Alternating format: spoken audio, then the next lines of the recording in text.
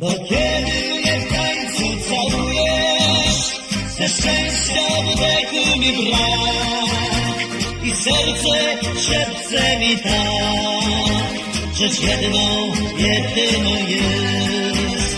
Liturgią są twoje słowa, choć wiem, że rzucone na wiatr i oddałbym cały świat, by chwila ta mogła trwać.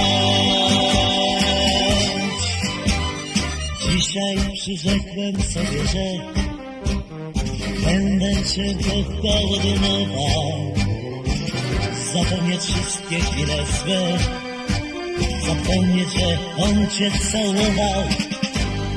Radość minionych chwil zabrał nam smutek i gniew. Słuchaj, dziewczyno,